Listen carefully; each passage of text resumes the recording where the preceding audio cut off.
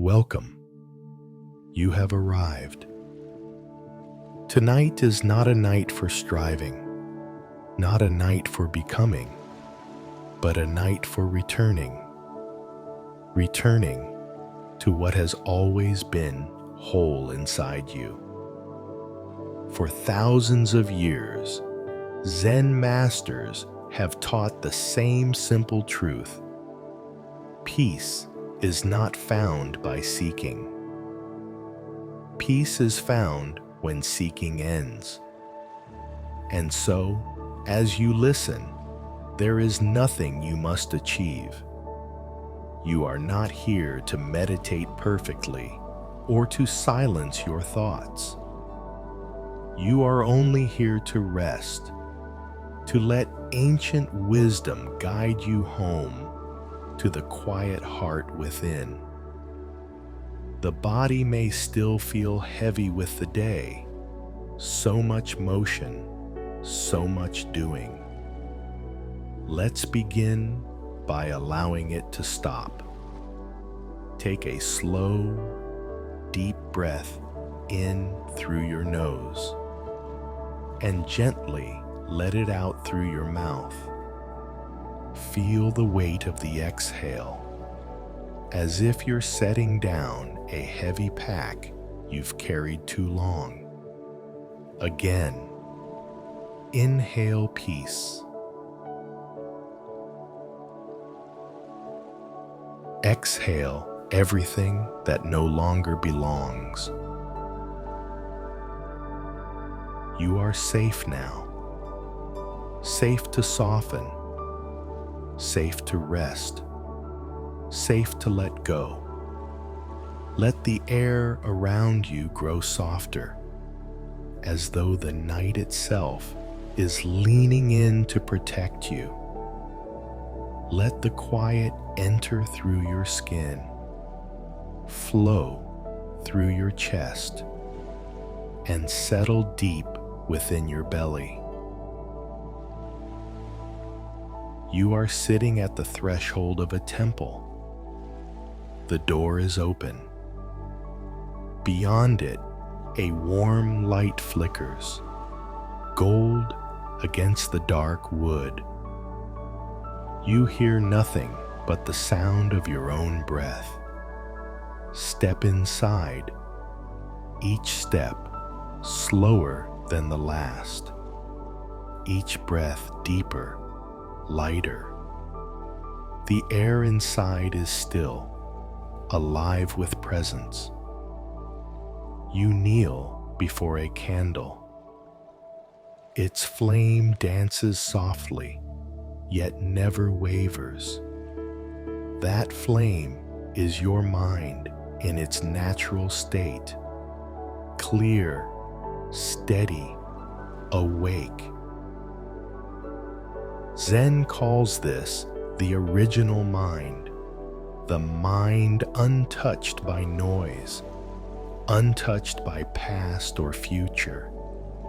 It is the sky behind all clouds, the calm beneath all storms.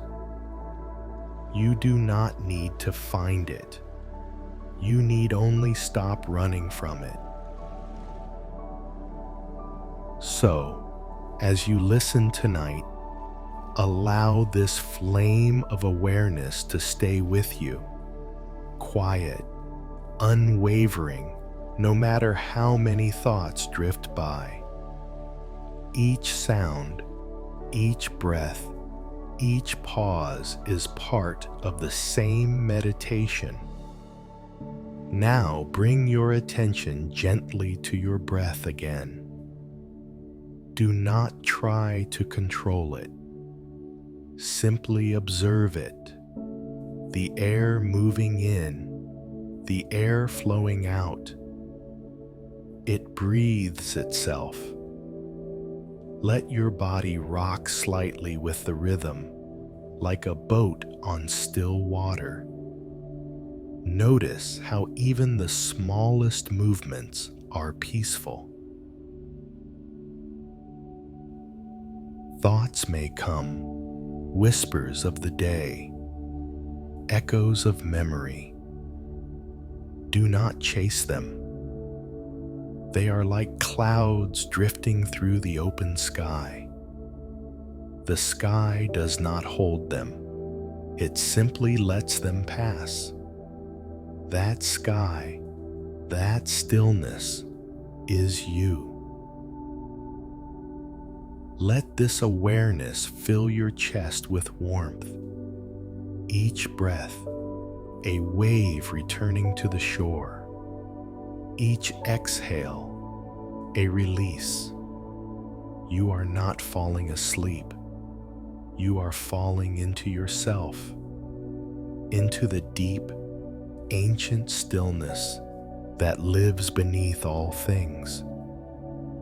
As you rest here, set a gentle intention for this night.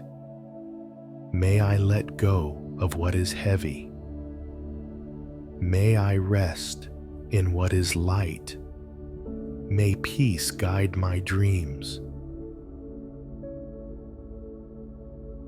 May I let go of what is heavy. May I rest in what is light.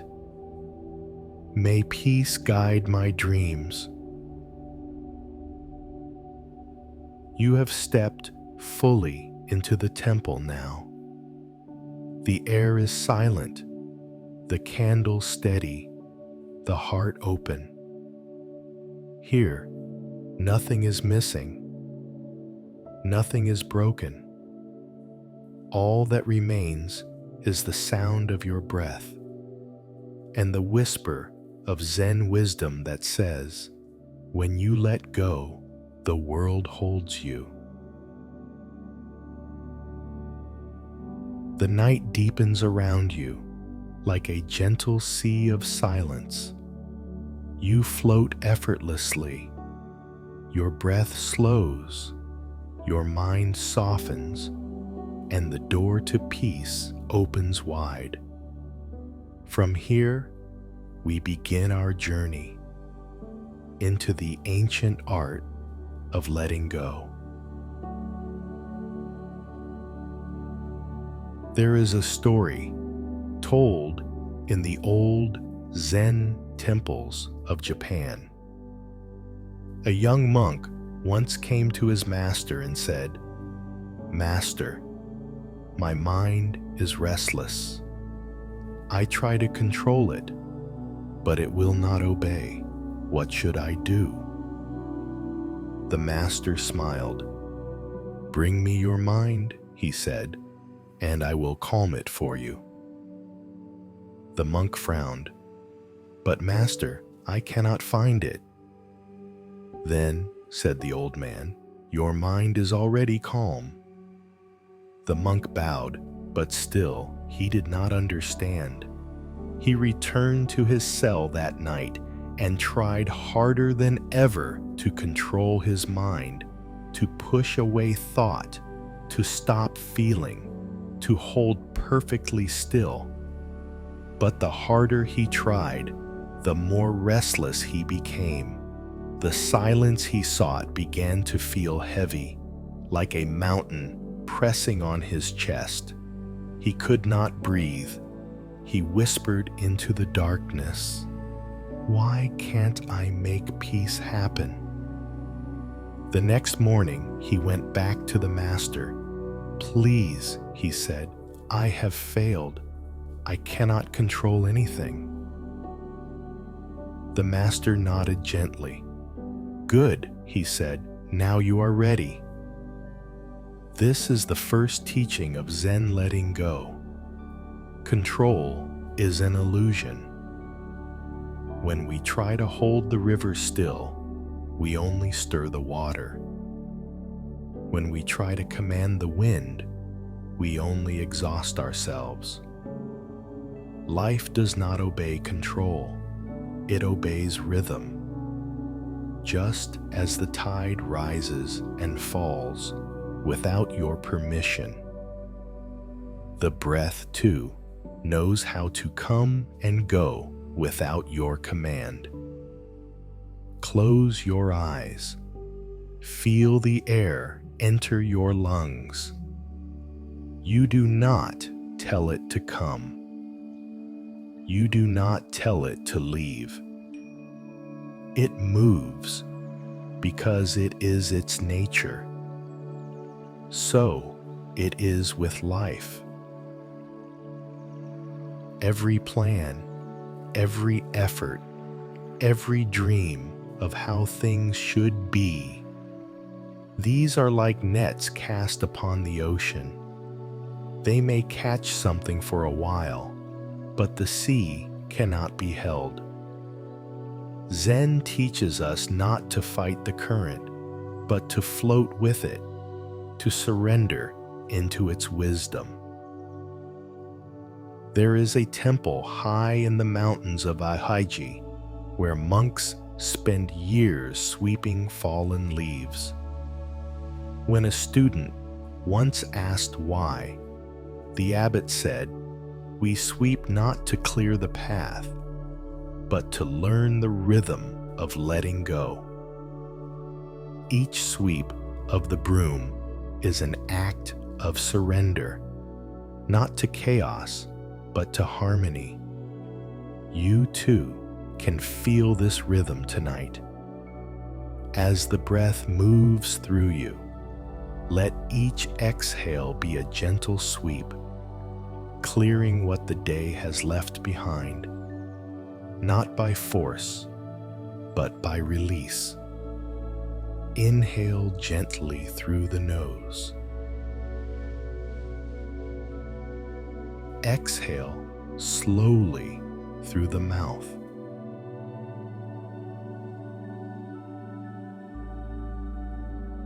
Inhale, receive. Exhale, release.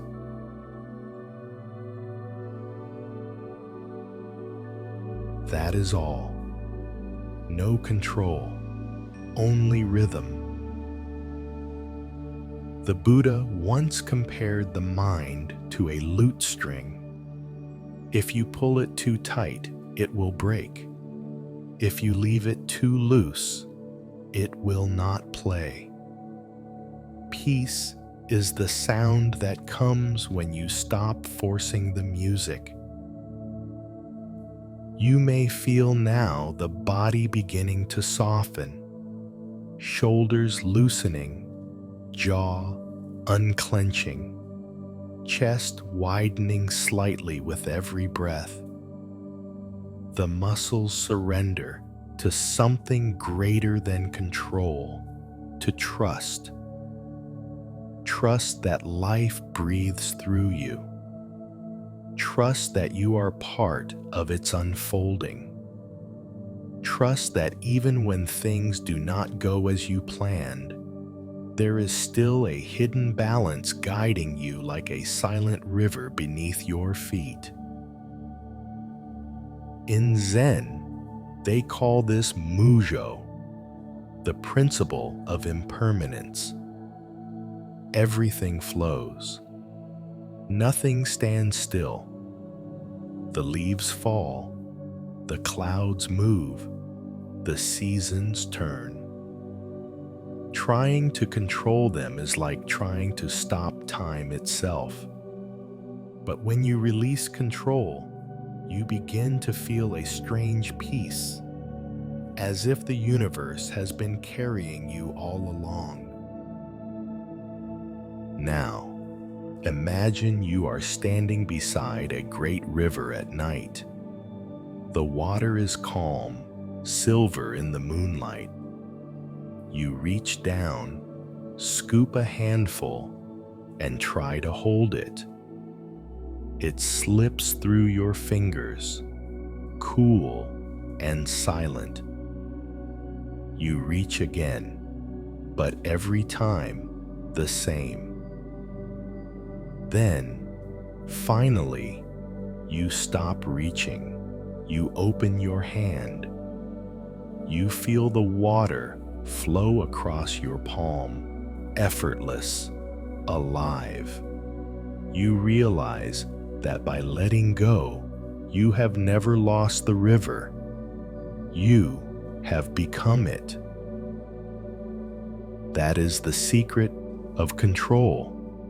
You never had it, but you have always been part of something greater.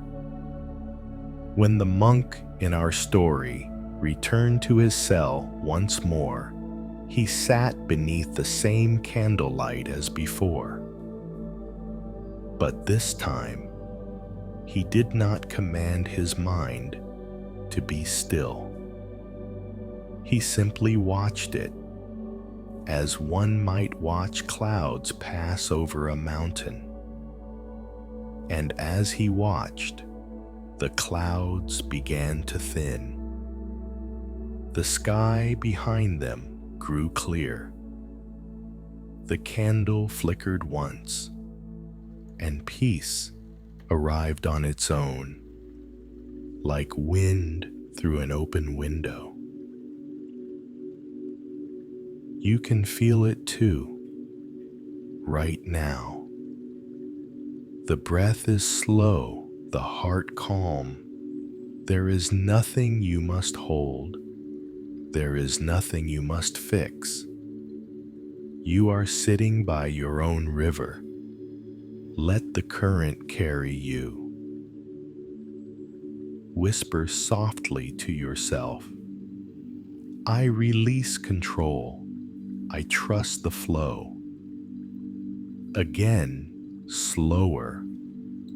I release control. I trust the flow. Let those words dissolve into the air. Let them become your breath. Let them become your rest. For tonight, the art of letting go begins here, not with effort, but with surrender. The river continues to flow. You are still beside it, breathing with the earth, listening to the sound of water touching stone. The first lesson has softened you. Control has fallen away. Now, the heart opens, and with it, the past begins to stir. Zen masters say, the past is a story the mind tells to explain the present. But when we hold that story too tightly, it becomes a cage. We walk through life carrying yesterday like a bundle of stones on our back. Let me tell you a story. Two monks once came upon a river after a long journey. There, a young woman stood at the bank, hesitant, afraid to cross. She asked for help.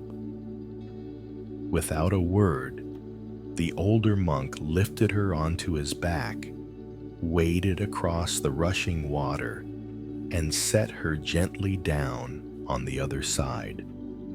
She bowed and thanked him.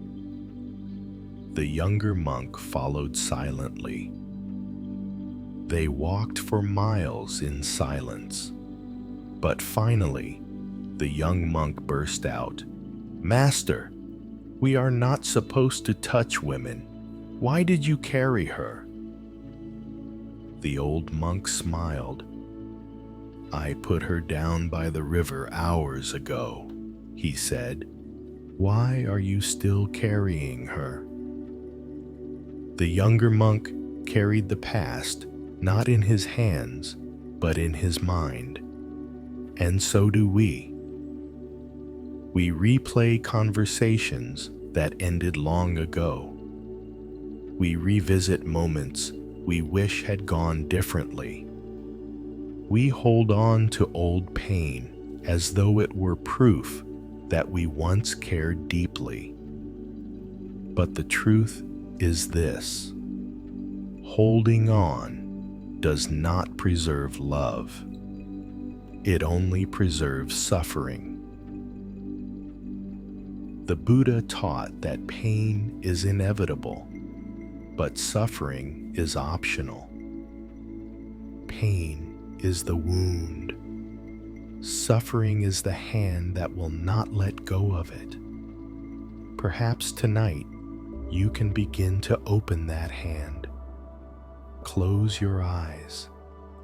Take a slow breath in.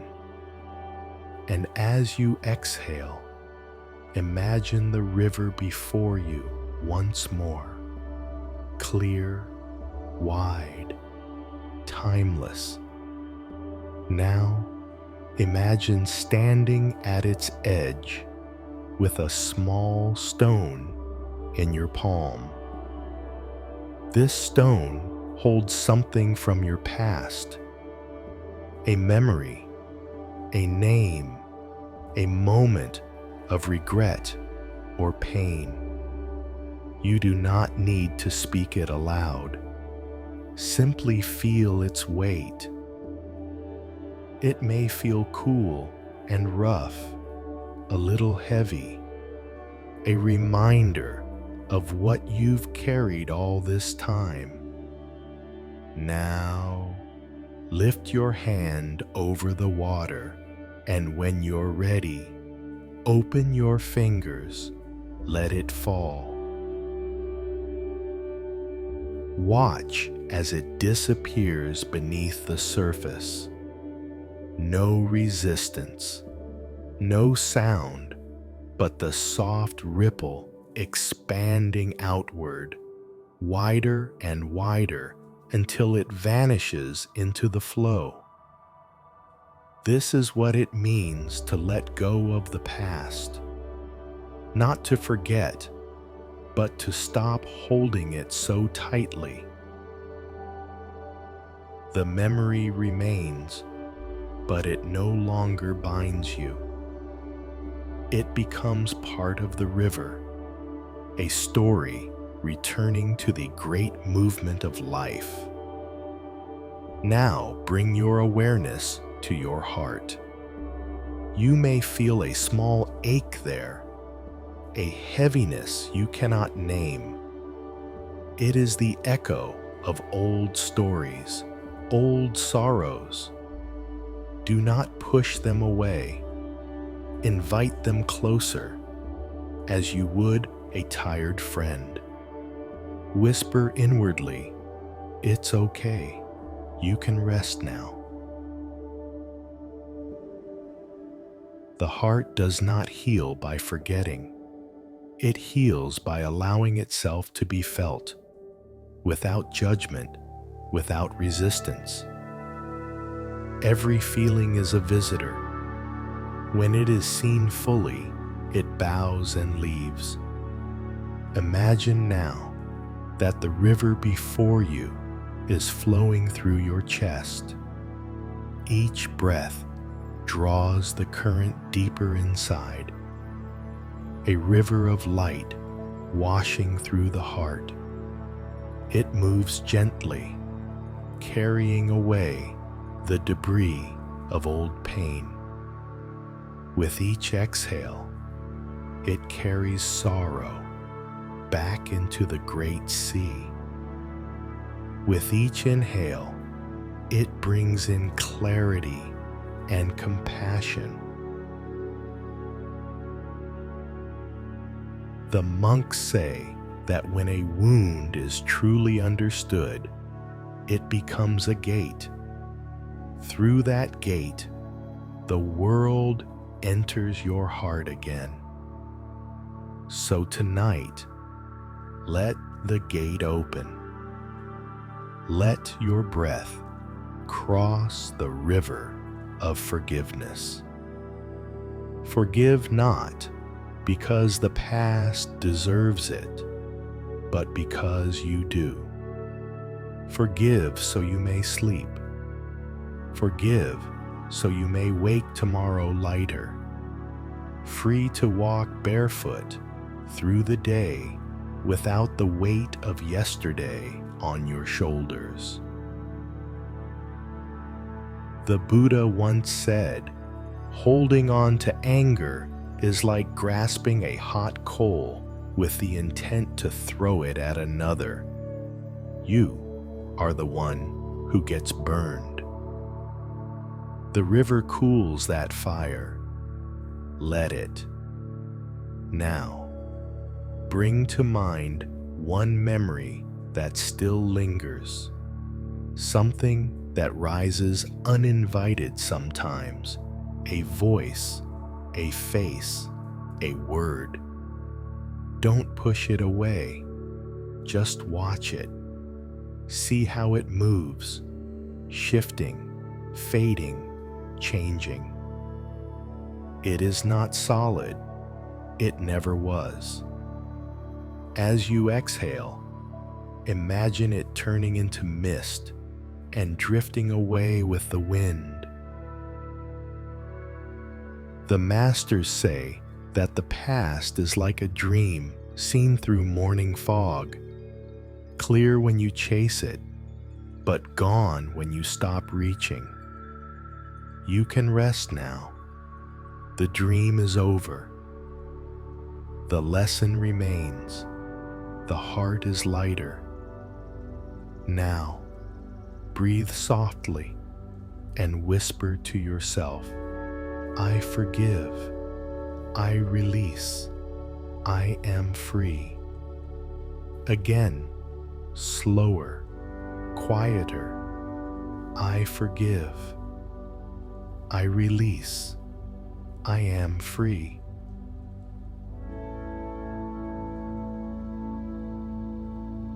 The river keeps flowing. You sit beside it, a quiet witness to its endless motion.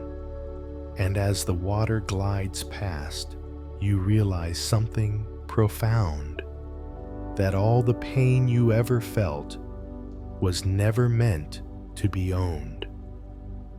It was meant to be seen, to be understood, to be let go. The night grows deeper now, the air cooler, the stars brighter.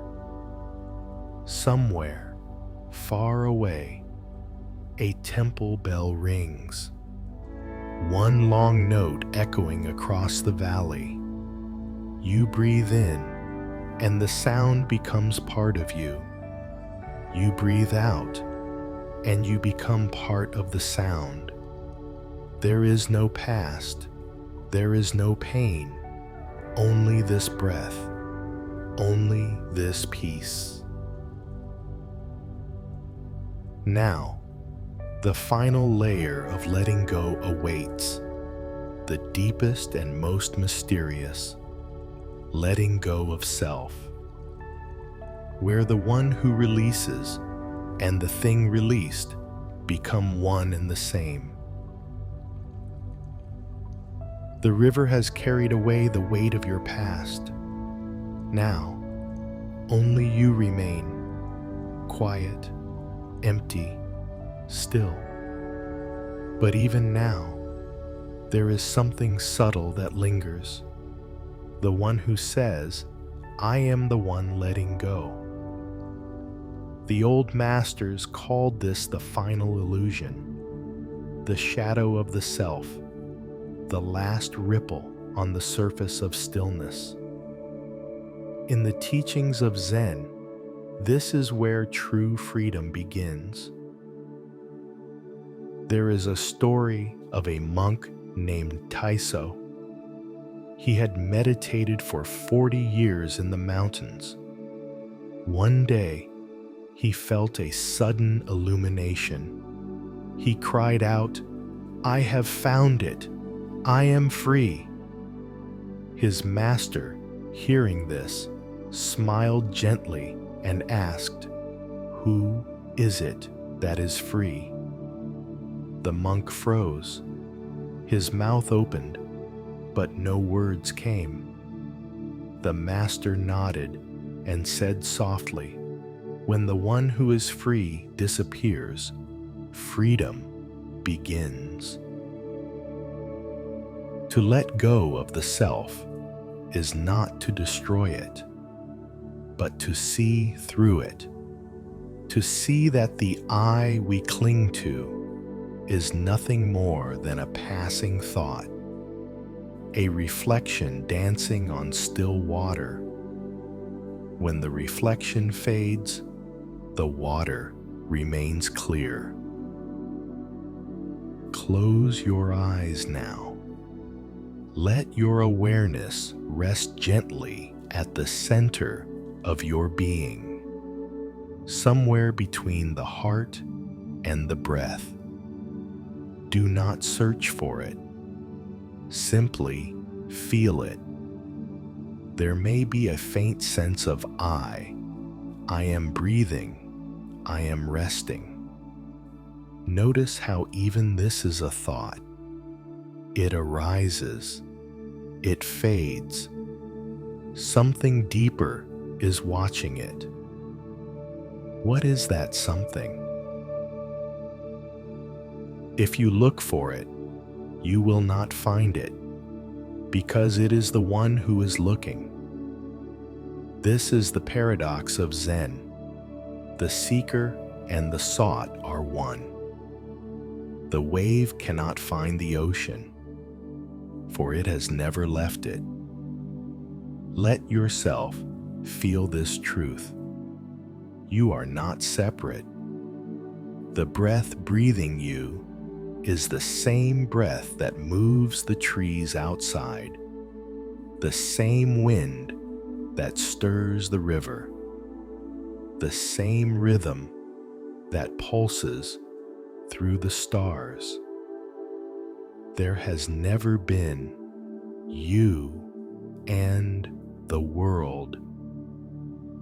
There has only been this, the vast field of being, silent and alive. Let the boundaries begin to blur. Feel how the skin no longer ends where the air begins. Feel how your breath merges with space. Each inhale expands the world. Each exhale dissolves you back into it. There is no inside. There is no outside. Only flow. The Buddha once said, to see yourself in all things and all things in yourself is to awaken. You are not the dreamer. You are the dream itself. You are not the observer. You are the seeing. You are not the drop. You are the ocean remembering its own name. Now, take a slow, gentle breath. Inhale as the universe expands.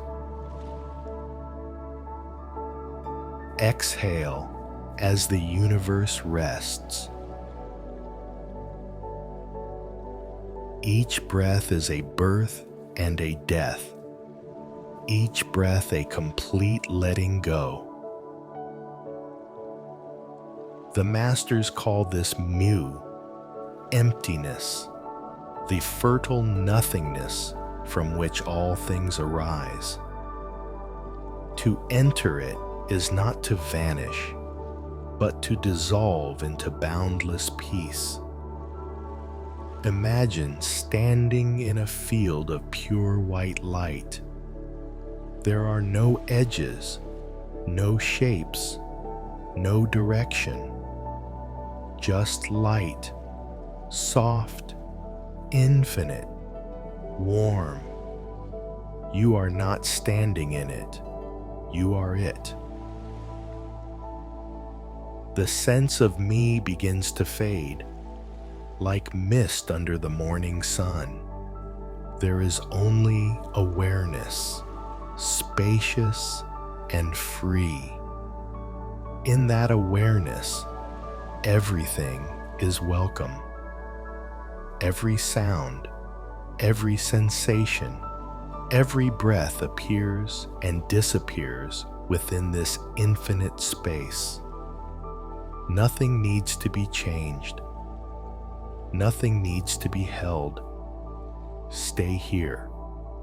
Let your breath slow even more. Let thought dissolve into silence. There is no effort now, no witness, only presence. If a thought arises, am I doing this right? Or what is happening? Smile softly. That too is the self playing one last time. Bow to it and let it pass. In Zen, this moment is called Kensho, seeing one's true nature. It cannot be forced. It happens in the quiet between breaths. You may not even notice it, but something in you relaxes completely, as if a long-forgotten tension has been released. The effort to be someone ends. And what remains? Just this: the sound of the night, the rhythm of breath, the hum of existence itself. You are home. Now, whisper gently as if speaking to the stars. I am not separate.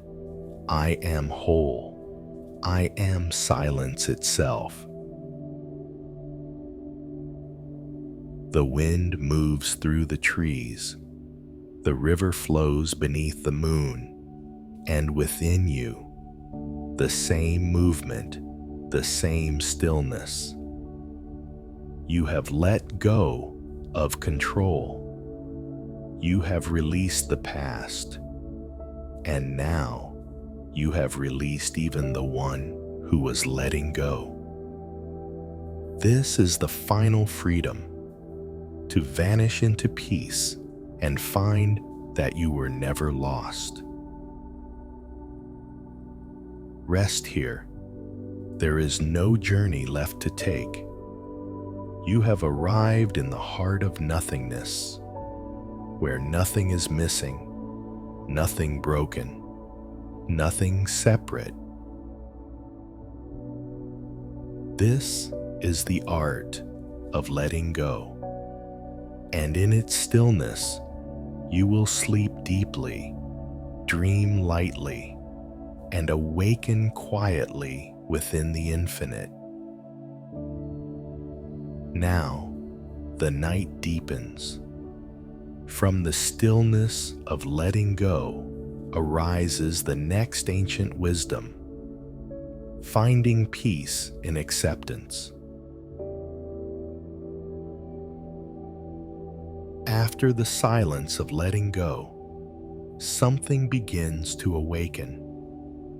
It is not thought. It is not memory.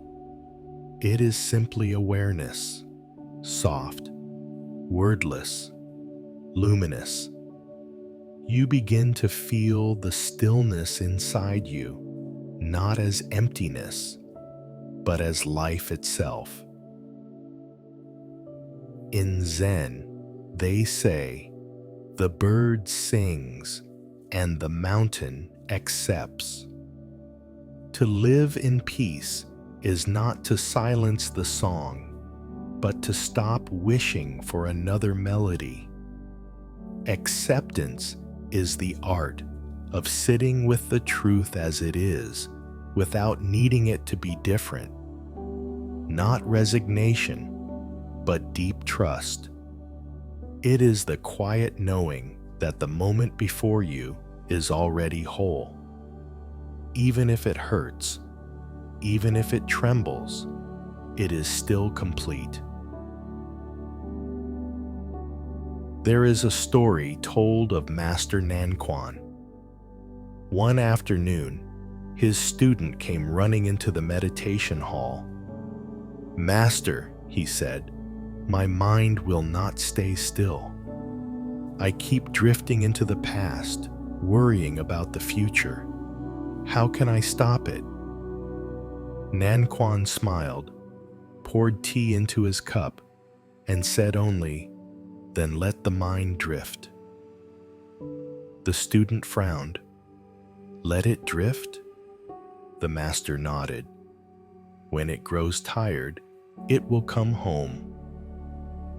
So the student sat, day after day, watching his restless mind drift like clouds across a blue sky. And slowly, the clouds began to fade. The sky remained. That is acceptance. It is not an action. It is a permission.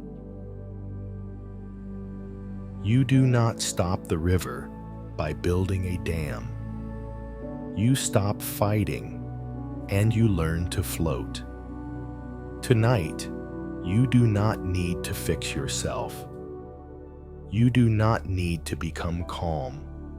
You do not need to understand.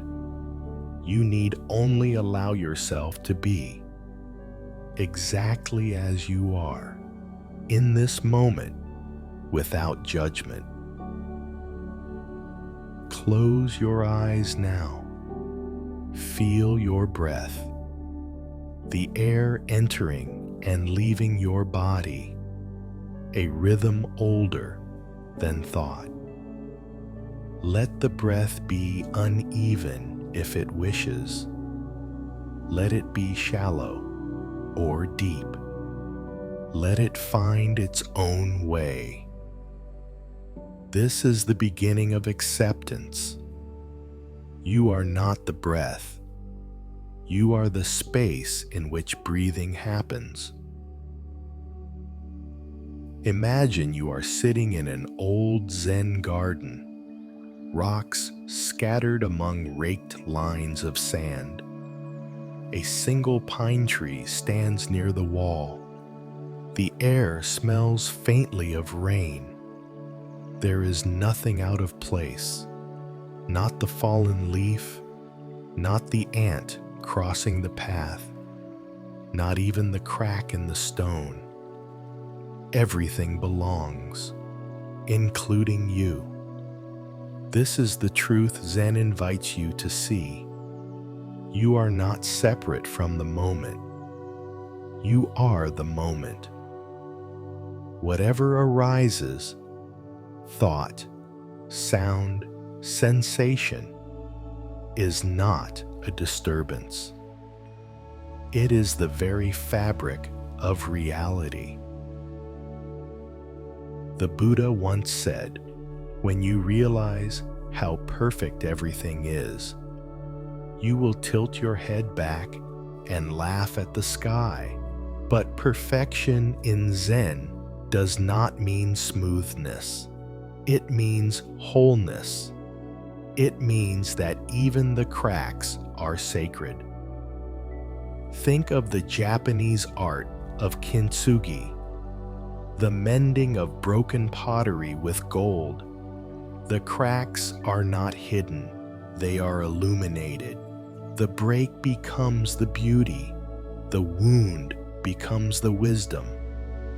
So it is with life. The pain you've known, the uncertainty you've felt, the nights you've lain awake searching for meaning, they are not mistakes.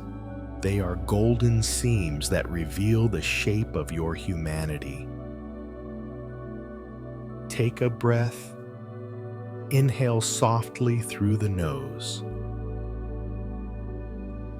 And exhale through the mouth.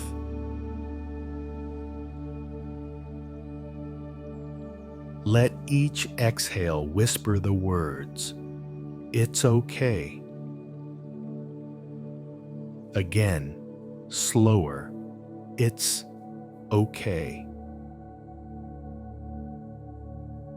Let the body melt with those words. Let the heart settle. Everything that has happened, every choice, every loss, every joy has brought you here. And here is enough. Imagine the night sky above you, stars scattered like grains of sand, each one shining exactly where it belongs. None trying to move, none competing with another. Even the darkness between them is part of the design. So too, your life, the light and the shadow woven perfectly together. You may whisper to yourself now, I accept what is. I release the need for things to be different. I am at peace with the present. Let those words dissolve into the air until they are no longer words, but feelings, a gentle hum in your chest. In acceptance, the heart softens. When you stop resisting, you begin to feel the pulse of life again. You notice how everything moves, how nothing stays, and yet, in the movement, everything is whole. There is nothing missing from this moment. Even your longing for peace is part of peace itself. Stay here for a while, listening to the sounds around you. Let them come and go.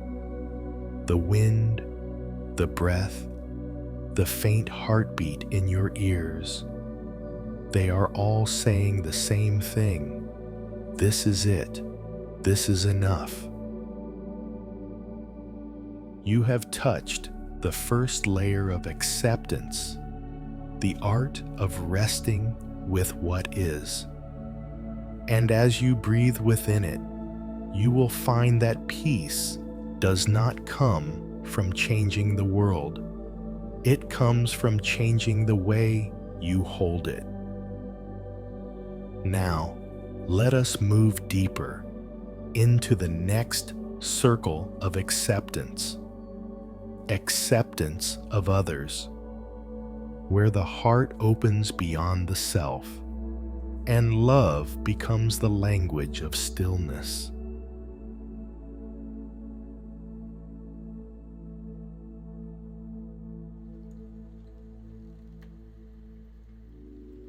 The rain has begun to fall.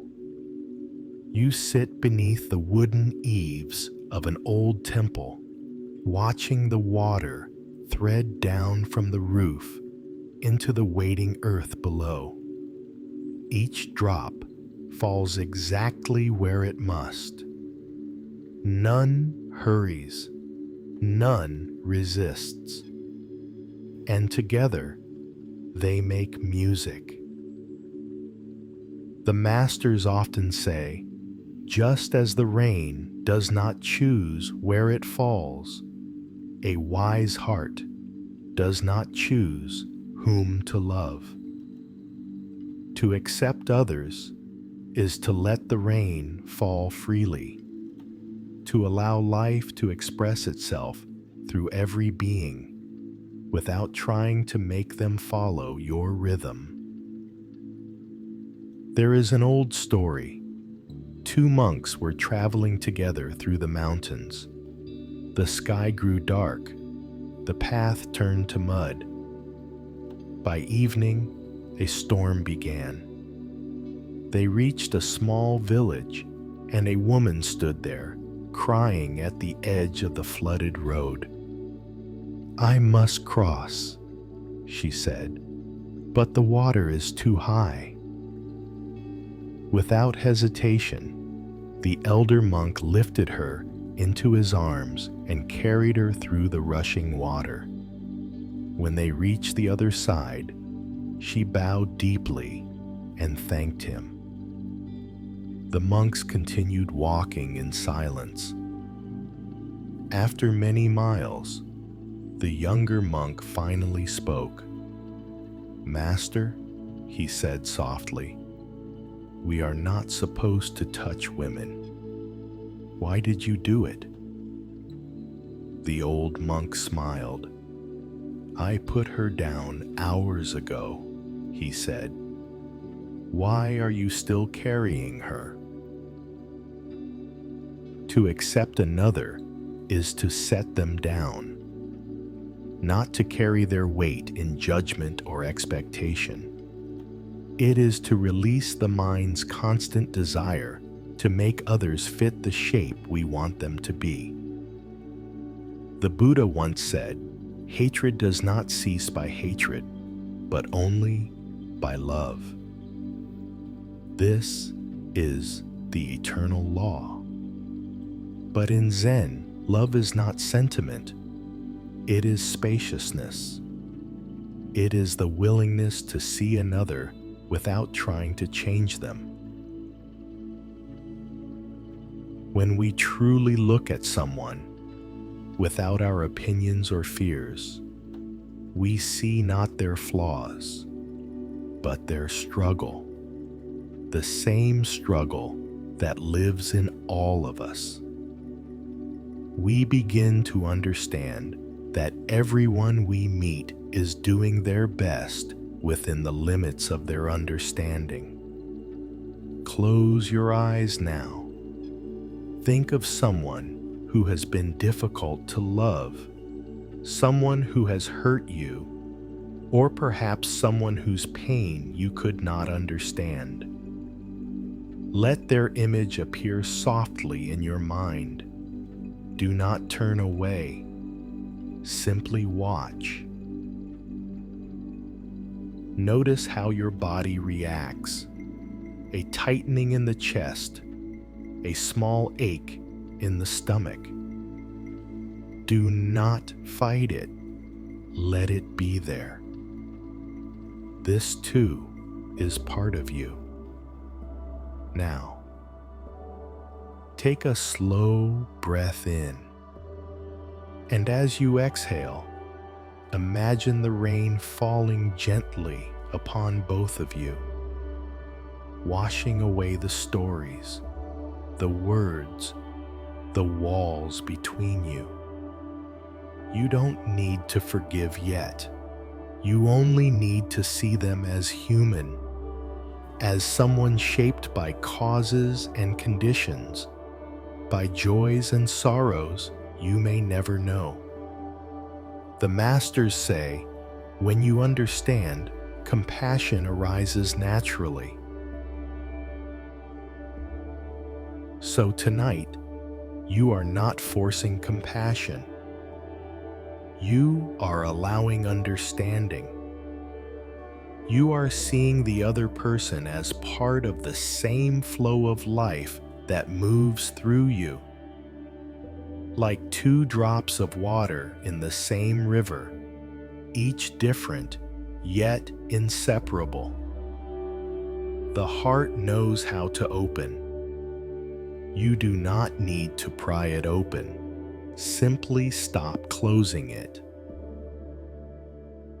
Imagine now that the person before you is surrounded by the same golden light you felt when you released your pain earlier.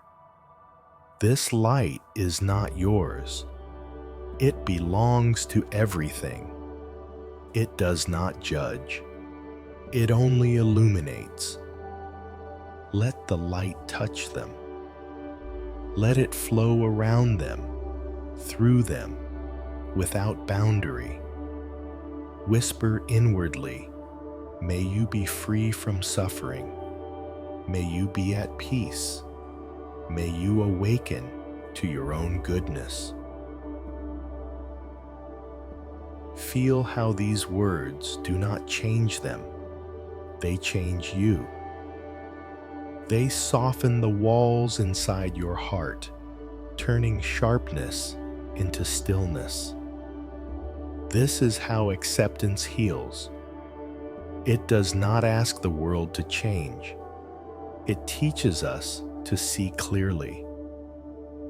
In the temples of Kyoto, monks practice metta, loving kindness meditation, every evening before sleep. They begin by sending love to a friend, then to a stranger, then to someone who has caused them pain, and finally, they send love to all beings without distinction. It is said that those who sleep with love in their hearts wake with peace in their eyes. You can practice the same now. Let the faces of people drift through your mind. Family, friends, strangers you passed on the street, those you have loved, those you have lost. Do not cling to any of them. Just let them appear, bathed in the same quiet light. Let the rain fall upon them all equally. Whisper softly, "May all beings be safe. May all beings be peaceful. May all beings know rest." As these words echo, feel how the boundaries dissolve once again. There is no longer you and them. There is only presence, breathing through every heart, every creature, every gust of wind outside your window. The same silence flows through everything. The rain outside slows. The air grows still. The world, for a brief moment, is in complete agreement with itself. That is acceptance. That is love without an opposite. You have now entered the second layer of acceptance, the acceptance of others. When this blossoms in the heart, life no longer feels divided. Every being becomes a mirror reflecting your own light. And as the rain ceases, a gentle mist rises from the ground. The air shimmers with quiet renewal. You breathe it in and feel that even the impermanence of the rain is perfect. Now, let us move deeper still into the final layer of acceptance. Acceptance of impermanence, where you will learn to rest not despite change, but within it, like the moon resting on the surface of water. The rain has stopped. A hush settles over the world. Drops of water cling to the leaves, each one reflecting the pale moonlight. Everything glistens, alive for a moment, then fading into stillness. This is the nature of all things. They arise, shine, and pass away. Impermanence is not a flaw in life. It is life itself. There is a Zen story told of a monk who sat beneath a maple tree. He watched the leaves fall, one by one, each turning in the wind like a dancer returning home. A traveler passing by stopped and asked, "Master, why do you watch the leaves fall so intently?" The monk smiled. "Because every leaf," he said, "teaches me how to let go." To accept impermanence is to see beauty not in what stays, but in what passes. It is to understand that nothing is truly lost. It only changes form. The same wind that takes the leaf also carries its seed. The same night that swallows the day gives birth to the stars. Everything that ends is also a beginning seen from another side. In the Buddha's final teaching, he said to his disciples, "All compounded things must decay. Work out your own liberation with diligence." He did not say this to bring sorrow, but to remind them that clinging to what must change is the root of suffering. Close your eyes now. Feel your breath, rising, falling, coming, going. Each breath is born, lives, and dies. And yet, something remains. The silent witness who watches the coming and going unchanged. Impermanence is the dance between change and stillness. Without it, there could be no music, no movement, no growth.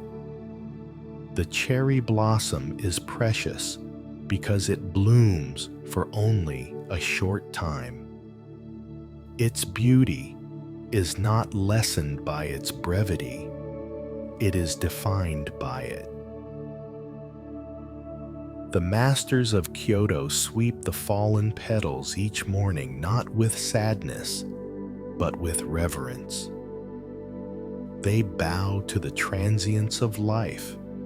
They understand that to love something is to know it will one day fade. There is an old temple saying, "The flower does not weep when it wilts, nor does the mountain cry when snow melts." Why should we? You may think of moments in your life that have come and gone, faces, voices, seasons of joy and sorrow. They have shaped you, but they were never meant to stay. Let them go now, as leaves return to the earth. Let gratitude remain where attachment once lived. Take a slow breath in, and as you exhale, whisper softly, "Nothing lasts," and that is beautiful. Feel how these words bring peace, not fear. When you stop clinging, you discover freedom. When you stop demanding permanence, you discover wonder. In the teachings of Dogen Zenji, the great Japanese master, he wrote, "To study the self is to forget the self. To forget the self is to be awakened by all things." When you forget yourself, the world comes alive. The sound of the wind becomes your breath. The movement of clouds becomes your thought. The silence becomes your home. You do not vanish into impermanence. You dissolve into belonging. Look within now. Every heartbeat you feel has never repeated. Every breath is new. Even the stars in the sky are changing as you listen. And yet, you are at peace within this endless motion. This is the great paradox of Zen, to find stillness in change and eternity in the fleeting moment. Imagine now that you are sitting once again beneath that maple tree. The leaves are falling slowly through the night air. Each one lands softly at your feet. You do not reach to catch them. You simply watch them fall. Each one whispers as it lands, "Thank you. Thank you for this brief dance. Thank you for this breath. Thank you for letting me go." Let your breath join that whisper. Inhale gratitude, exhale release. Everything you see, everything you feel, everything you love is part of this great unfolding. When you stop resisting impermanence, you stop fearing life itself. The night deepens now. The air grows cool. Far away, a single bell rings, one long tone fading into eternity. That sound, too, is impermanent, and yet its echo lingers in your heart. It reminds you that even what fades leaves a trace of beauty behind. You may whisper softly now, "I accept change. I welcome impermanence. I am one with the flow of life." Let these words fade like breath on glass. They do not need to be remembered. They have already done their work. What remains is quiet, vast, and tender. Impermanence has always been the Master's greatest gift. For without endings, there could be no beginnings. Without death, no birth. Without loss, no love deep enough to cherish. Everything passes, and yet nothing is truly gone. You rest now in the heart of change itself, unafraid, untouched, at peace. Now, from the stillness of acceptance, a deeper wisdom begins to rise, the wisdom of stillness, where silence no longer feels empty, but full, alive with the pulse of the universe itself.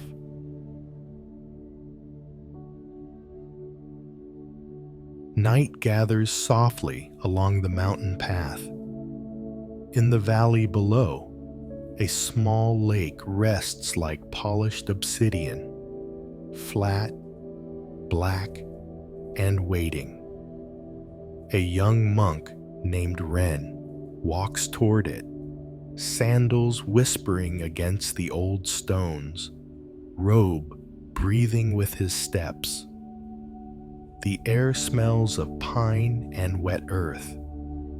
From far across the slope, a single bell rings, its tone drifting over the trees like a thread of silver. Ren is not new to silence, but tonight his mind swarms, memories, ambitions, the echo of words not yet spoken. He has spent years chasing calm the way a child chases fireflies, reaching out, grasping, opening his hands to an empty glow. His teacher once told him, "Peace is the sky. Thoughts are clouds. Do not chase the sky with your hands." Ren nodded. He understood, or so he thought. He arrives at the lake's edge and kneels on the damp shore. The moon has climbed over the ridge, pale and round, so close it seems he could tip the world and drink it from the palm. On the water's unbroken surface rests a perfect reflection, a luminous coin, a flawless eye. Ren breathes in and out. He tries to hold the stillness, but the word hold is already a ripple. The lake shivers with the tiniest breeze. The moon fractures into trembling shards. From the pine shadows behind him, the master appears, as he often does, like a thought the night forgot to finish. He does not speak at first. He stands there, old and soft, eyes bright, hands folded into sleeves the way mountains fold snow. Ren bows. "Master," he whispers, "I come to learn how to still my mind." The master looks at the water. Does the lake learn to be still by chasing the wind? Ren's cheeks warm with embarrassment. "No, teacher." "Then why do you chase the mind?" They sit together on the shore. The master's breathing is shallow and light, as if each inhale were simply a leaf floating onto the surface, each exhale a leaf floating away. Ren notices, without meaning to. His own breath begins to follow. The master points to the moon. When you try to see the reflection, you break the water. When you stop trying, the water remembers it was a mirror all along. Ren lowers his eyes. He has heard words like these before, but tonight, the lake is listening too. "Close your eyes," the master says softly, "and let the lake see you." Ren obeys.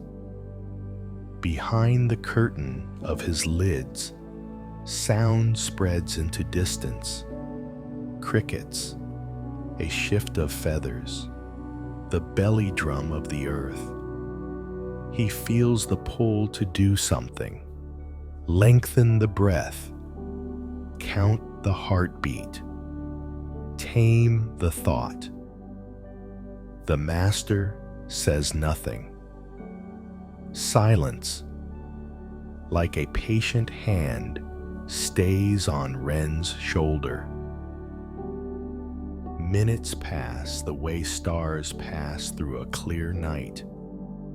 Without hurry, without footprints.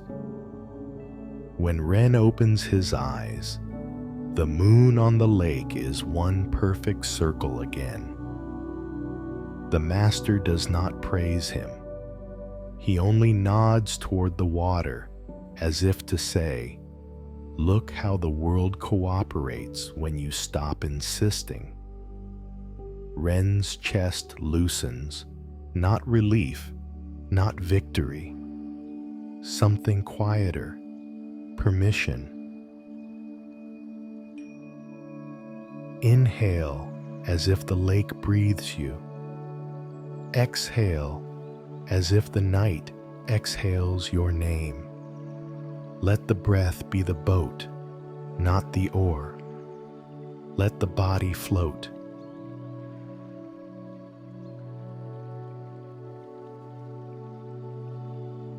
The master rises and steps away. Barely a sound in the reeds. Ren remains. He watches, and when watching starts to tighten, he softens. He notices a thought lift, like mist off the water, and fall back as mist does, quietly, belonging to the same air. He notices a memory flare, a face, a promise, a door left open, then dim to ember and ash. He does not blow. He does not stir the ashes with a stick. He allows cool. The lake teaches by example. It says nothing. It receives everything. A breeze arrives. The moon bends. Silence remains. A frog touches the surface. One circle, another, another. Each ring, a paragraph written on water, erasing itself even as it's read. Wren smiles. The heart hears what words cannot. Whisper inwardly, nothing to grasp, nothing to push away. Stillness is not made, it is noticed. He remembers his first winter at the monastery. He had tried to do stillness, clench the jaw of his attention, force the spine into a sermon of straight lines, pin the mind to the cushion like a butterfly under glass. But the more he did, the more the self swelled like a proud storm. I am meditating. I am failing. I am meditating better. I am failing again.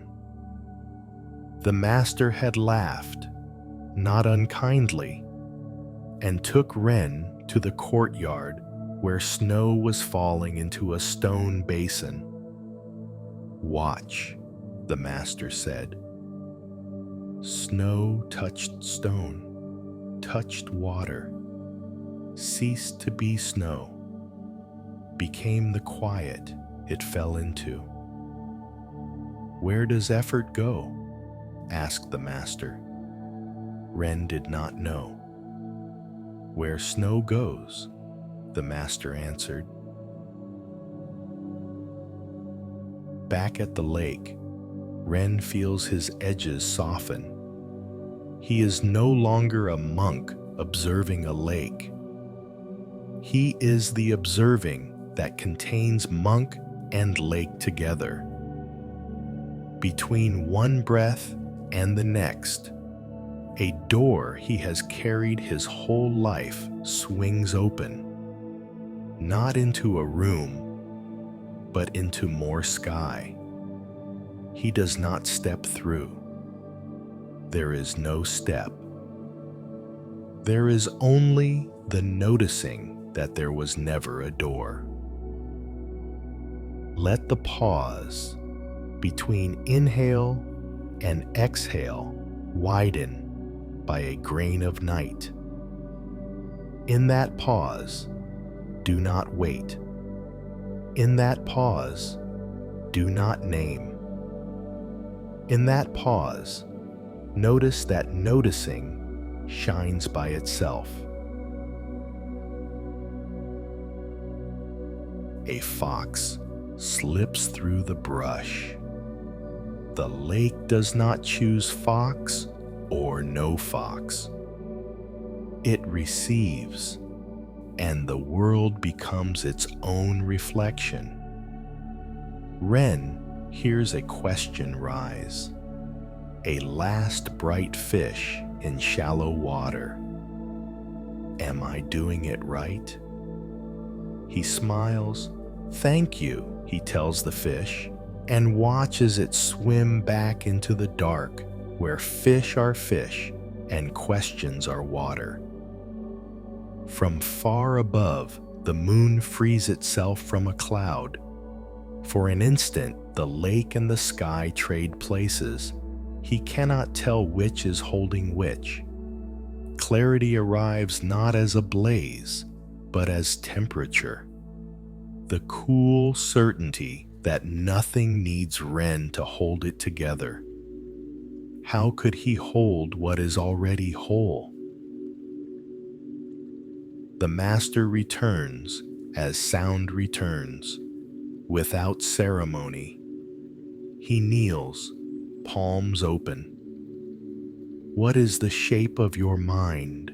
He asks, the way one asks a child what shape the wind is. Ren looks at the lake. Before, it was a net, he says. Now, it is water. The master tilts his head. And the moon? Ren smiles, eyes wet from something softer than tears. The moon is the mind seeing itself.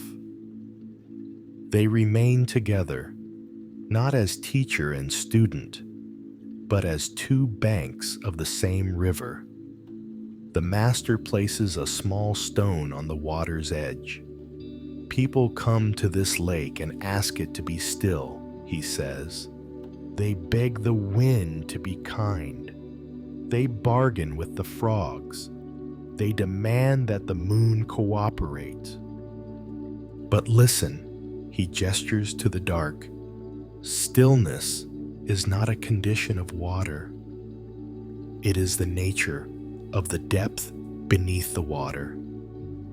Even when the surface breaks into 1,000 pieces, depth does not shatter. Ren tastes the sentence as if it were spring water. Depth. The word goes down a long stair inside him, touches something cool and original, returns as ease in the shoulders, as space behind the eyes. Let the body be merely placed here. No guarding, no holding. Feel the support beneath you as already enough. Sense a vertical descent from crown to navel to below the navel, a quiet column of night. Rest attention below thoughts, like sitting on the lake bed while weather comes and goes on the surface. Master, Ren says after a while, what about tomorrow's tasks? The messages, the work, the faces, the storms? Will stillness hold then? The master's laugh is the sound of old bamboo in a good wind. Tomorrow's wind is tomorrow's wind, he says. Stillness isn't a shelter you run to. It is the ground you walk on. He picks up the stone and tosses it, not into the lake, but gently onto the shore beyond them. The sound is barely a sound, more suggestion than event. The world will drop stones, he says. You will hear the sound. You will know what to do by not needing to know.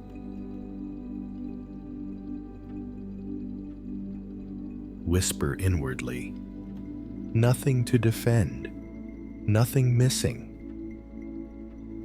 I rest as the depth beneath the waves. Midnight continues its slow breathing. Somewhere a night bird stitches the dark to itself. The monastic compound on the far ridge has fallen to sleep. If sleep is what you call the way mountains close their eyes. Ren does not feel sleepy or awake. He feels placed. He feels like a candle that discovered the flame was the room all along. He remembers the day he first arrived at the monastery, a boy with storms in his fists. He wanted words, techniques, achievements. Give me the map to calm. He had collected maps until his pockets tore. Tonight, the last pocket lets go. No map floats on the lake. No road unrolls across the sky. And still, he has arrived. For 3 breaths, do not follow the breath. Let breath occur in silence, as silence. If a thought appears, greet it like a guest who already knows the way out. If no thought appears, greet that too. The master stands. Ren, he says, you used to ask me what to do with thoughts. Now ask the lake. Ren listens with his skin. The lake says nothing a mouth could say, and Ren understands. You do not do with thoughts. You allow with awareness. You do not wrestle the visitor. You turn on the light in the room and watch every shadow forget what it was doing. They begin the slow walk back up the path.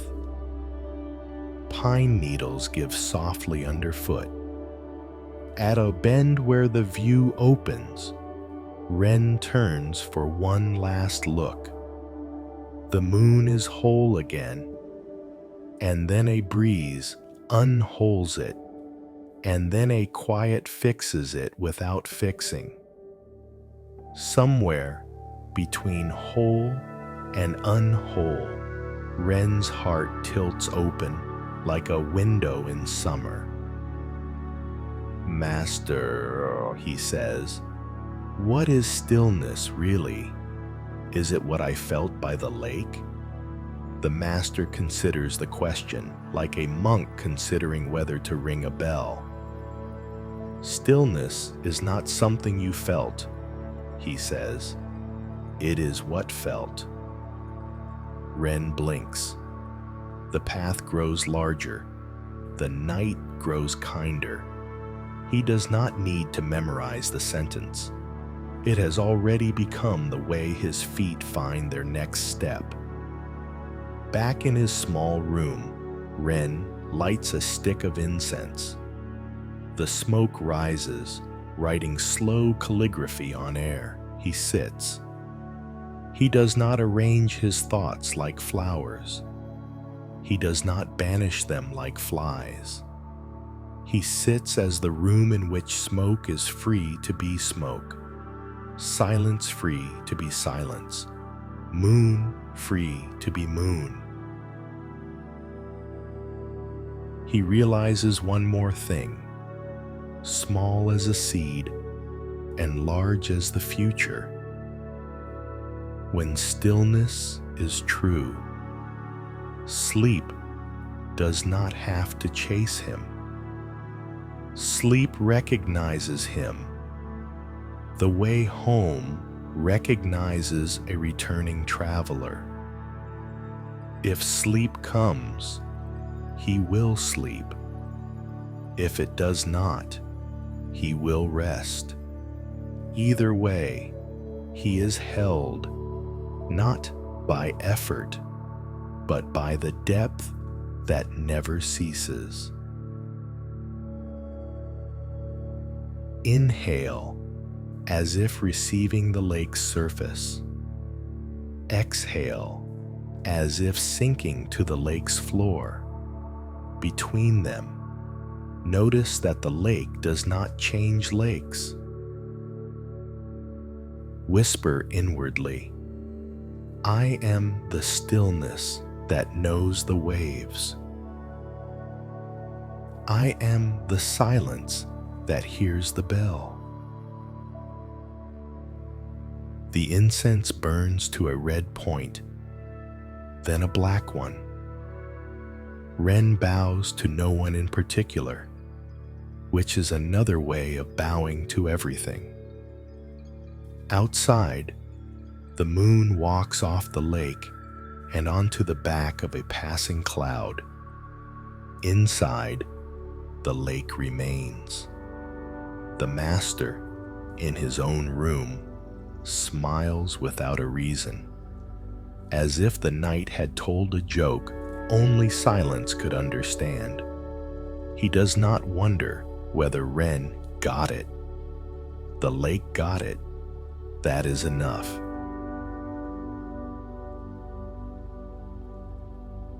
When dawn was still far away, Ren awoke in his small room. The candle he had lit before meditation had burned down to its base, a trembling pool of gold, wax breathing like a small creature. Outside, the wind had calmed. Only the cicadas whispered, a soft ticking, like time remembering itself. He sat up slowly. The silence of the lake was still inside him, but beneath it he felt something tender, a weight, gentle yet undeniable, like a child pressing a small hand against his chest. He had let go of control. He had released the past. He had seen through the self, and yet there remained a quiet ache. Not sorrow, not regret, something closer to missing. Missing not a person, but a part of himself he had left behind somewhere on the long road to enlightenment. He remembered the boy he once was, barefoot, chasing fireflies by the riverbank, laughing so loudly that even the stars seemed to listen. Before discipline, before vows, before trying to be pure, before silence became something he worked for. The boy still lived somewhere inside him, curled up and waiting for a kind word. The master had once said, "Compassion begins when stillness becomes warm." Ren had not understood then. Tonight, sitting in the half-dark, he finally did. He realized that all his years of meditation, all his effort to transcend pain, had sometimes been a way of avoiding his own heart. He had shown compassion to every creature, every traveler, every stray dog by the monastery gate, but rarely to the one sitting in his own chest. He whispered, almost shyly, "I'm sorry." The words surprised him, as if he were apologizing to the child he once was for leaving him alone in the noise of striving. The candle flickered. Its light trembled against the walls, painting his shadow in gold and black. He watched it sway, and for a moment he thought he saw two shadows, one tall, one small. He smiled softly. "You waited for me, didn't you?" In that instant, the stillness inside him broke open, not with pain, but with tenderness. He felt warmth spreading through his ribs, down his arms, into his hands. A pulse, steady, forgiving. He closed his eyes and breathed deeply, placing a hand over his heart. Inhale, as if drawing light into the chest. Exhale, as if releasing protection. With each breath, repeat inwardly, "May I be gentle with myself."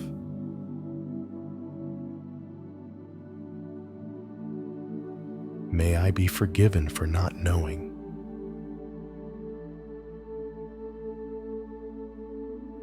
May I be free to love who I have been. Tears came quietly, but not from sorrow. They felt like the body's way of saying, "Thank you for seeing me at last."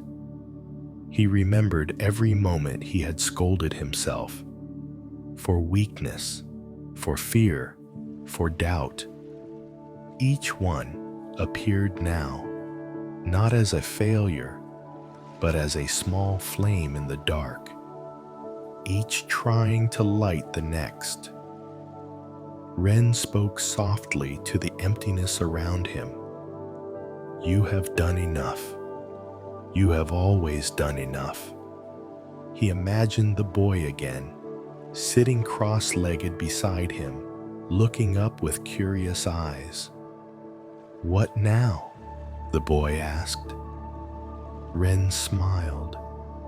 "Now we rest." The boy leaned his head against Ren's shoulder.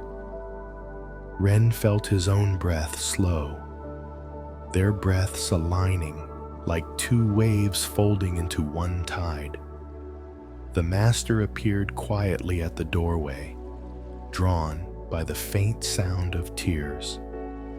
He did not speak at first.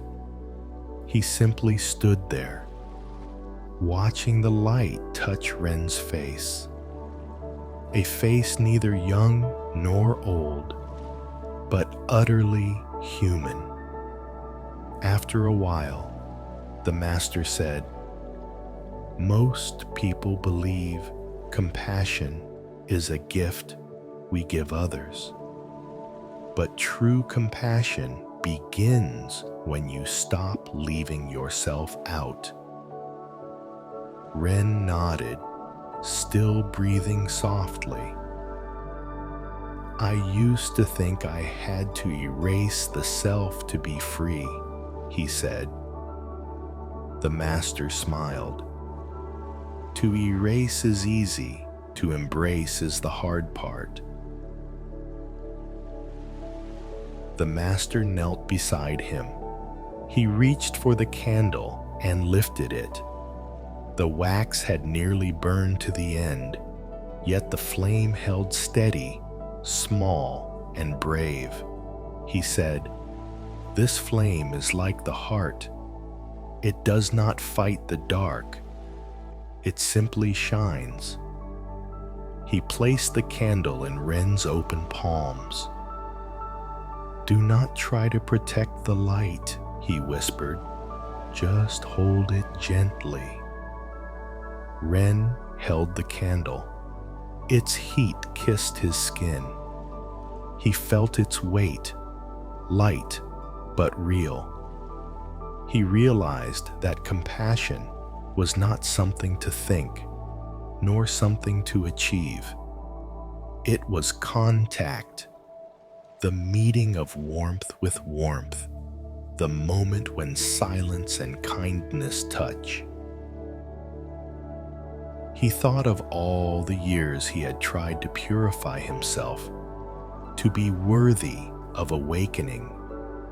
Now he understood. Awakening was not a reward. It was a reunion. Imagine holding your younger self in your arms. Feel the small heartbeat against your chest. Whisper inwardly, "You are safe now. You did your best. You can rest." Ren saw himself walking down every path he had taken, each mistake, each triumph, and lighting a candle at every crossroad. He did not extinguish the past. He illuminated it. As the master watched, the room began to glow with all those unseen candles, not flames of perfection, but of forgiveness. The master whispered, "When compassion fills the heart, there is no need to seek enlightenment. The heart itself becomes the path."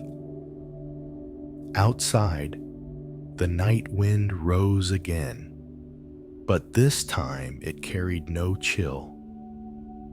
It felt like the breath of the earth itself, reminding all things that they belong. Ren stood, still holding the candle. He walked to the doorway and looked at the horizon. The stars were fading, and far away, the first light of dawn began to blur the edges of night. He turned to the master. "Will the light stay?" The master's smile was almost invisible in the dimness. "The light stays as long as you remember it was never separate from you." Ren looked down at the candle once more. The flame wavered, reflected in his eyes. One small sun, rising before the real one. He bowed deeply, not to the master, but to the heart that had waited so patiently to be seen. Inhale softly. Feel warmth spread across the chest. Exhale. Whisper, "I am forgiven."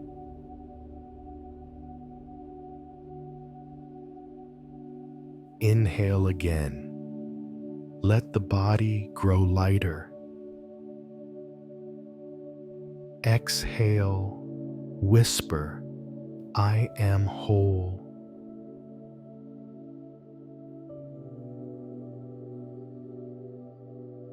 The master extinguished the candle with 2 fingers. The smoke rose, curling like breath released from a long dream. Ren watched it spiral upward, then fade into the still air. He did not feel loss. He felt completion. The warmth remained, not in the flame, but beneath his ribs, steady, alive, eternal. The master said, "When the heart forgives itself, even the night begins to sing." Outside, the first bird of morning began its call. A single note, pure and clear. It sounded exactly like compassion.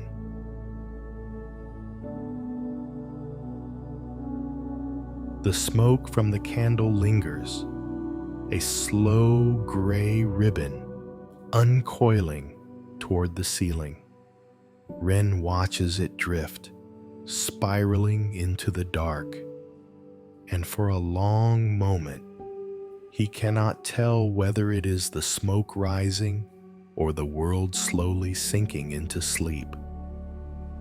The master stands by the open doorway, his silhouette framed by night. Neither of them speaks. There is nothing left to teach, only to rest. The master turns, and the folds of his robe move like shadows, remembering the wind.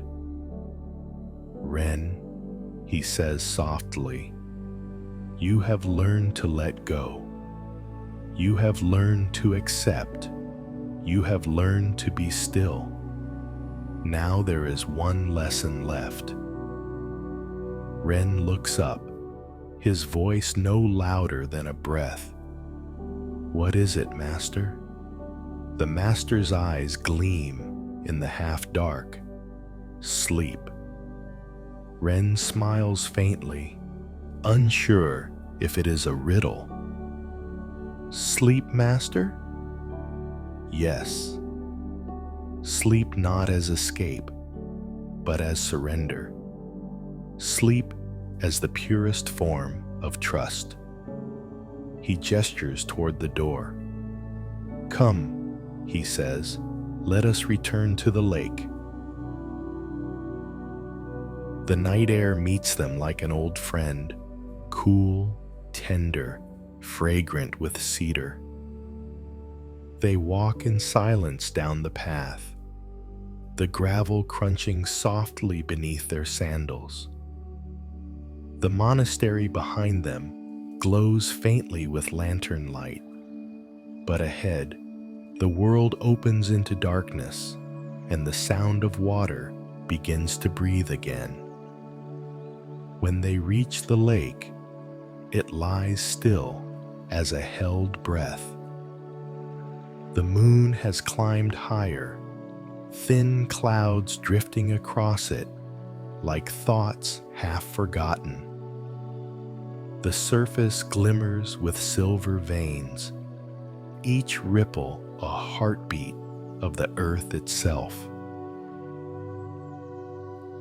The Master sits at the shore and gestures for Ren to join him. Listen, he whispers. Ren listens. He hears the wind moving through pine needles, a frog somewhere near the reeds, his own breath mingling with the world's. Do you hear it? The Master asks. Ren nods. It is all alive. Yes, the Master says, and it is all resting. Ren closes his eyes. The night is heavy, but gentle, like a blanket woven from silence. The Master's voice comes from somewhere between sound and thought. To sleep well, you must trust the world enough to stop watching it. Ren's hands rest on his knees. His breath begins to slow. The air moves in and out through him, as if the entire forest were breathing through a single lung. Let the body soften, the Master murmurs. Let the thoughts wander without leash. Let the heart float downward until it finds the deep bed of stillness beneath dreams. Ren feels as if his bones are exhaling. Each muscle, each memory, each worry loosens its grip and slips quietly into the dark. The Master begins to hum, a low tone, almost not a sound at all. It seems to come from the ground itself. Ren feels it moving through his spine, slow and rhythmic, like the earth's own heartbeat. Inhale through the nose.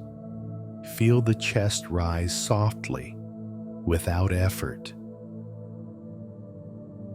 Exhale through the mouth, as though releasing centuries of tension.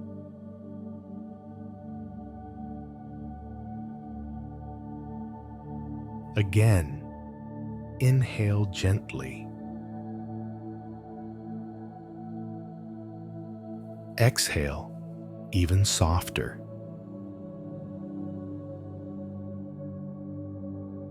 Each breath loosens the mind's fingers. Each breath is a small surrender.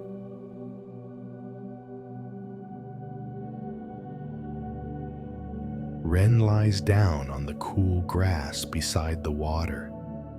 The stars above shimmer through the drifting clouds. For a while, he simply watches the moon reflected in the lake. It flickers, wavers, and settles again, as if the world were breathing in rhythm with him. "Master," Ren whispers, "how do I know when to stop trying to stay awake?" The master chuckles softly. "When you stop asking." "Sleep is not a task," he continues. "It is what happens when you stop being the one who must stay in control. You have let go of life, let go of the past, let go of the self. Now, let go of even letting go." Ren closes his eyes. He listens to the soft lap of water against the shore. He can hear the pulse of his own blood, a tide within a tide. He imagines that every exhale is a leaf falling into the lake, each one sinking gently until it disappears into stillness. No effort, no need, only trust. Let the body become weightless. Feel the line between yourself and the earth dissolve. You are not lying on the ground. You are being held by it.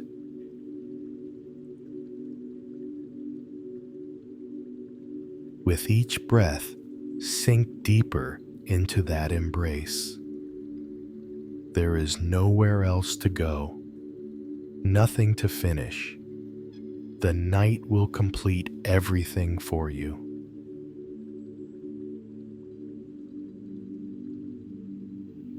Ren's breathing grows shallow. He feels the warmth of the earth rise to meet him, a tide of calm moving up from the soil into his bones. The master watches, his face illuminated by moonlight. He does not speak. He simply bows his head, eyes half closed, as though honoring the moment when a student stops being a student.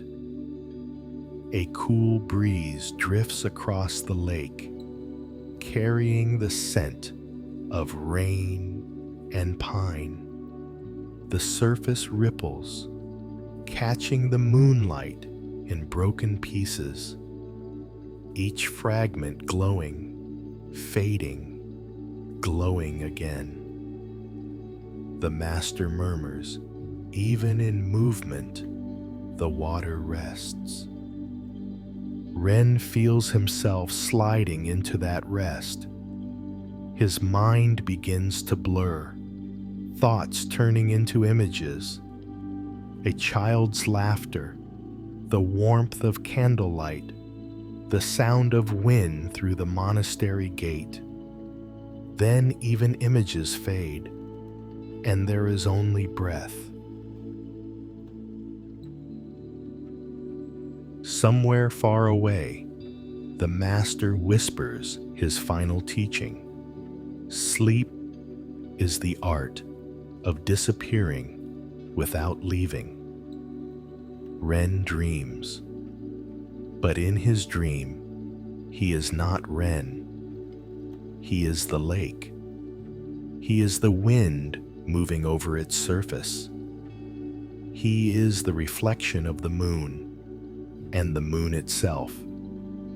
He is everything that rests. As you drift into your own sleep, let Ren's dream become yours. Let the body melt into the bed, as the lake melts into night. Each exhale is a wave returning home. Each inhale, a gentle invitation to remain at peace.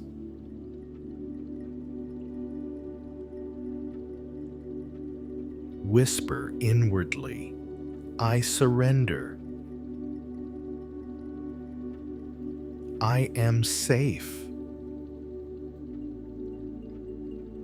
I am home." The master stays by the water until the stars shift. He watches the moon sink behind the ridge. Ren's breathing is steady, deep, as though the world itself were sleeping through him. The master closes his eyes, and for the first time in years, he too lies down beside the lake. The earth holds them both. Two bodies, one breath. Two hearts, one silence. The wind slows. The night deepens into pure stillness. No more words. No more lessons. Only the hum of the universe at rest. And somewhere within that vast, soundless expanse, the candle beneath Ren's ribs continues to glow. Not as fire, but as warmth. It will be there when he wakes.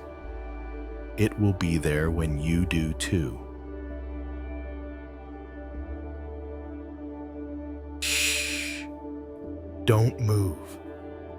Stay right here. Inside this breath. Inside this moment that asks for nothing. The lake is still. The moon has gone behind the hills, but its light remains inside your heart. The master and Ren sleep beneath the stars, their breathing one with the earth. You are there too. The same night that holds them holds you. Every sound now, the wind, the quiet pulse of your chest, the far, slow rhythm of the world, is part of a single lullaby. There is nothing to fix, nothing to think, nothing to reach. Just breathe. Let the breath lengthen, soft as tide returning to shore. Let the body sink deeper, weightless, safe, carried. Somewhere, far away, a temple bell rings once. It does not wake you. It blesses your sleep. Rest now. The world is still watching over you. The same stars that watch the monks by the lake now drift above your roof. They whisper quietly through the dark, "All is well." If dreams come, let them come like clouds, soft, slow, passing gently through a sky that never moves. If no dream comes, that too is perfect. The night knows what you need. You can stop searching. There is only this, the rise and fall, the endless kindness of breathing. You are safe. You are home. You are loved. Now, let even these words drift away. Let them dissolve into the quiet. Let the quiet become you.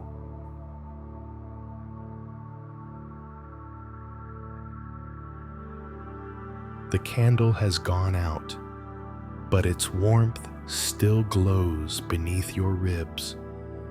Sleep inside that warmth. Sleep inside the peace that asks for nothing in return.